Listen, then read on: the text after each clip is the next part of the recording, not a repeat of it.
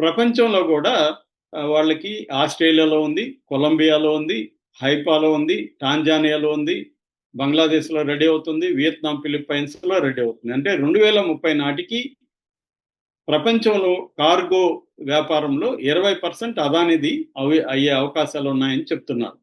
So Adani ఏం చేశారంటే 2022లో ఇజ్రాయెల్లో ఒక కంపెనీ ఉంది. ఇజ్రాయెల్ కంపెనీ గ్యాడెట్ గ్రూప్, ఆ కంపెనీ పేరు. సో ఇజ్రాయెల్ గ్రూప్ కంపెనీతో కలిసి ఈ ఏపీఎస్సిజెడ్ అనేది ఈ హైపా పోర్టుని తమ వశం చేసుకునింది $1.8 బిలియన్. సో ఇందులో గ్యాడెట్ గ్రూప్ కి 30% వాటా అయితే అదాని గ్రూప్ కి 70% వాటా ఉంది. సో వీళ్ళిద్దరు కలిసి అక్కడ చేస్తున్నారు. దీంతో పాటు అదాని ఇంకొక 3 రకాల వ్యాపారాలు కూడా ఇజ్రాయెల్తో చేస్తున్నాడు. ఒకటి సీపోర్ట్ రియల్ ఎస్టేట్ అన్నమాట. అంటే సీకి దగ్గరగా రియల్ ఎస్టేట్ ని డెవలప్ చేయడం.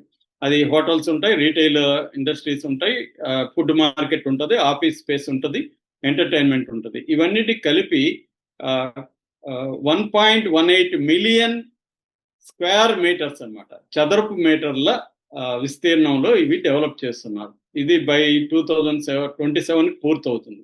ఇది కాకుండా అదాని డిఫెన్స్ అండ్ ఏరోస్పేస్ అని ఒక కంపెనీ ఉంది. ఇది ఇజ్రాయెల్లో ఉండే ఎల్బిట్ జేవి సిస్టమ్ అనే కంపెనీతో టైఅప్ అయ్యి డ్రోన్స్ ని తయారు చేస్తుంది అన్నమాట. సో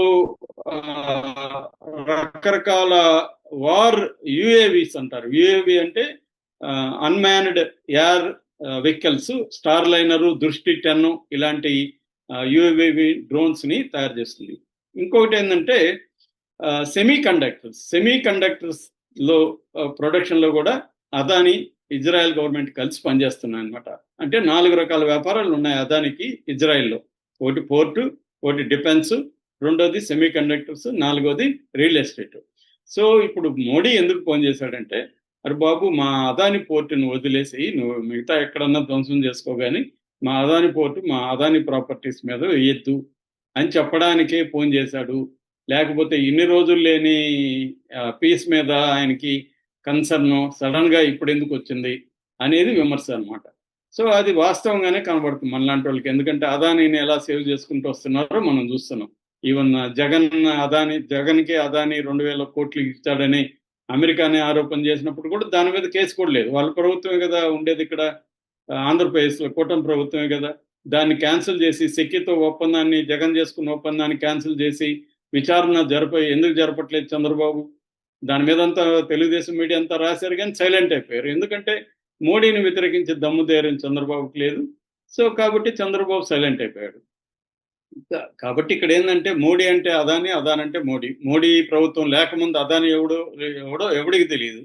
సో మోడీ ప్రభుత్వం ఏర్పడినాకనే అదాని విపరీతంగా రైజ్ అవుతున్నాడు, మనకు అందరికి తెలిసిన విషయమే. సో ఇందుకోసమే ఇప్పుడు రంగంలో దిగి ఇరాన్ ప్రెసిడెంట్ మాట్లాడి మా వాడి మీద చేయొద్దని చెప్తున్నాడు. ఎందుకంటే Adani Mundra port to Haifa port అంటారనమాట, కారిడార్ దీన్ని. ఎందుకంటే ముంబై దగ్గర ఉండే ముద్రా పోర్ట్ కూడా అదాని కంట్రోల్లో ఉంది. ఇది India, Middle East, Europe economic corridor అంటారు అనమాట. దీన్ని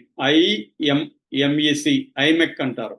దీన్నే మామూలుగా మోడీకి anti batch Mundra to Haifa Adani corridor అని పేరు పెట్టారు దానికి. సో అంటే అదానిని ఇతర దేశాల్లో బిజినెస్ మ్యాన్ గా ఎస్టాబ్లిష్ చేయడానికి మోడీ ఇతర దేశాల తన పర్యటనను ఉపయోగించుకొని, తనకున్న సాన్నిహిత్యాన్ని ఉపయోగించుకొని చేస్తున్నాడు అనేది మోడీ మీద ఉన్న విమర్శ. అందుకని మోడీ యుద్ధాన్ని ఆపాలనేది మోడీకి లేదు. అదాని ఆస్తుల్ని ఇజ్రాయెల్లో కాపాడుకోవాలి. ముఖ్యంగా ఈ పోర్టు ఇదేంటంటే second largest port in Israel. Total ఇజ్రాయెల్లోకి వచ్చే 30% కార్గోదంతా ఈ పోర్టు నుంచే వస్తుంది అనమాట. అందుకని అంత ఇంపార్టెంట్ పోర్ట్ ఇది.